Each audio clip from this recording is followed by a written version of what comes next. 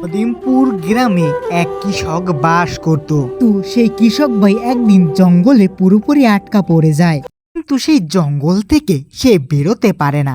অনেক চেষ্টা করে, অনেক গুতাগুতি করার পরও সে আটকে থাকে একটা সাইটের কোনায়।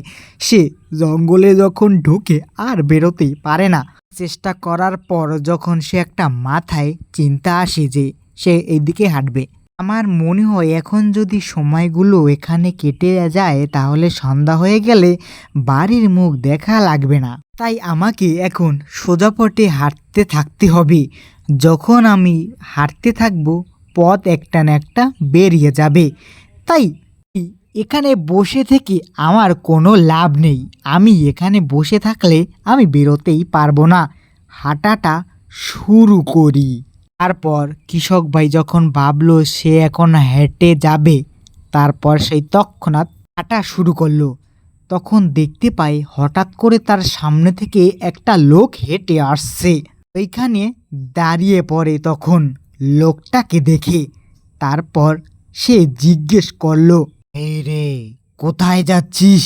এই জঙ্গলটা তো ভালো না, তুই তো মারা পড়বি, সোজা বিপদ আছে, যাস না রে খোকা, কে সাবধান করে দিচ্ছি কিন্তু পরবর্তীতে করবি কি? এটা শোনার পর কৃষক ভাই থমকে উঠল।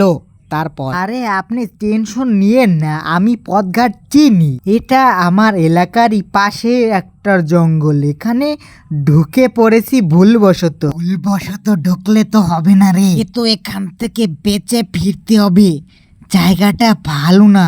আমি সেদিনকারও একটা অলৌকিক ঘটনা দেখে আসছি রে, তুই যাস না ওদিকে। আপনার কথাটা স্মরণ রাখবো, আপনি ভালো থাকবেন, ঠিক আছে? আমি যথাসম্ভব সাবধানে থাকবো আর সন্ধ্যা হওয়ার আগে বাড়ি যাওয়ার চেষ্টা করব। আচ্ছা ঠিক আছে, আপনি তাহলে সবসময় ভালো থাকবেন। ঠিক আছে, তুই যখন এত করে বলছিস তোকে আর বিরক্ত করব না, আসি তাহলে, ভালো থাকিস তুই। আমি তো সোজা এই দিকে যাব আমার বাড়িতে। তারপর সে চলে যাওয়ার পর কৃষক ভাইও হাঁটা শুরু করে।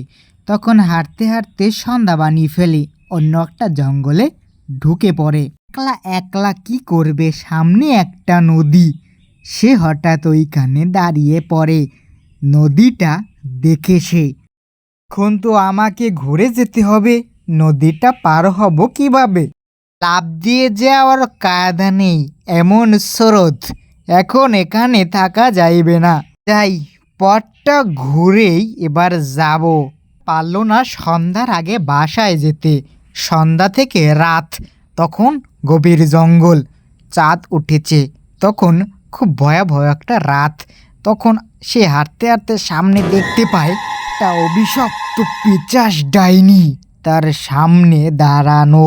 সে একটা গাছের ডালে বসা। সে তো পুরা অবাক।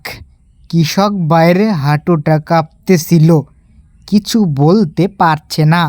হঠাৎ করে অভিশপ্ত পিশাচটা আর সামনে নেই, চোখের পলকে ভ্যানিশ হয়ে যায়।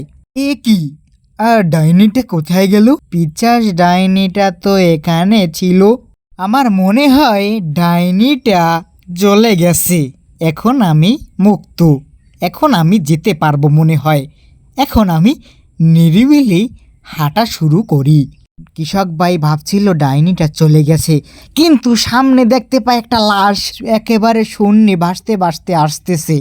কি, এই লাশটা কোথা থেকে আসলো?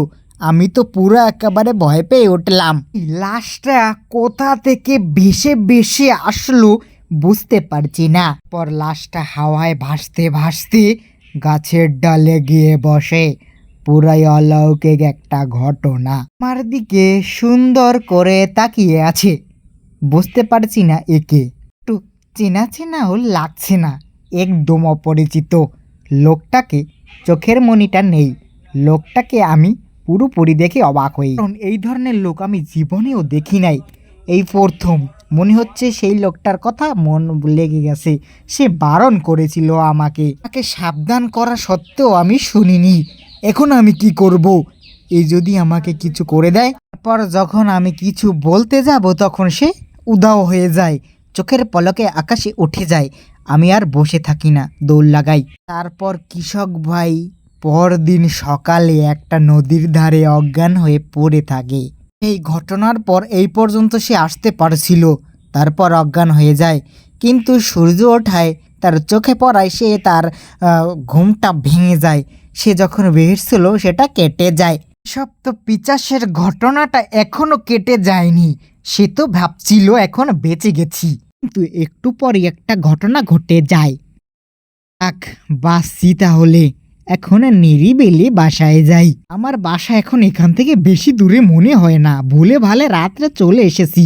এখন আমি পুরোপুরি মুক্ত, যেতে পারবো। তো দেখতে পাই অভিশপ্ত একটা ভূত জলের উপর থেকে ভেসে যাচ্ছে। সে ভয় পেয়ে যায় আর ওখানে বসে না, একটা জোরে দৌড় লাগায়। একদম দৌড় লাগাতে লাগাতে সে যেখান থেকে আসছিল সেখানে ফেরত যায়। সেই উল্টা পথে দৌড়াতে দৌড়াতে তার বাড়িতে চলে যায় আর জীবনেও এখানে আসে না।